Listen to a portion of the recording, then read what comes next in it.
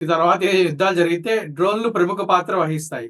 So, మన భారతదేశం విషయం వచ్చేసరికి మనం ఎంత సన్నద్ధంగా ఉన్నాం సార్ ఈ డ్రోన్‌లను ఎదుర్కోవడంలో?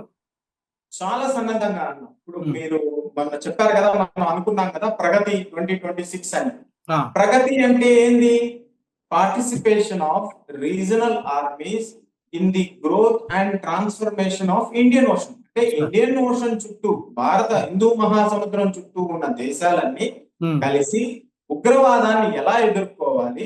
హ్మ్. పర్వత ప్రాంతాల్లో ఎలా యుద్ధం చేయాల్సొస్తే ఎలా చేయాలనే మీద ఒక సైనిక మిలిటరీ ఎక్సర్సైజ్ అంటాం మేము. ఆ! సార్. ఎక్సర్సైజ్ అంటే మనం చేసుకునే శారీరక వ్యాయామం కాకుండా హ్మ్. సైనిక వ్యాయామం జరిగింది. దాని పేరు ప్రగతి. అది మేఘాలయలో జరిగింది. సార్. దాంట్లో ఎన్ని దేశాలు పాల్గొన్నాయి?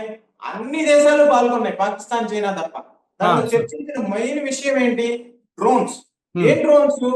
మన అదానీ ఏరోస్పేస్ తయారు చేసిన డ్రోన్స్, హ్మ్. డిఆర్‌డిఓ తయారు చేసిన డ్రోన్స్, మన హైదరాబాద్‌లో కూర్చున్న యువతీ యువకుల కుర్రాళ్ళు చితకొట్టేస్తున్నారు. వాళ్ళు తయారు హ్మ్. చేసిన డ్రోన్స్. జెన్ టెక్నాలజీస్ అనేవి ప్రైవేట్ కంపెనీస్ చాలా ఉన్నాయి. వాళ్ళ పేర్లు చెప్పకూడదు. మళ్ళీ వాళ్ళకి స్పాన్సర్ చేయాల్సి వస్తుంది. ఆ!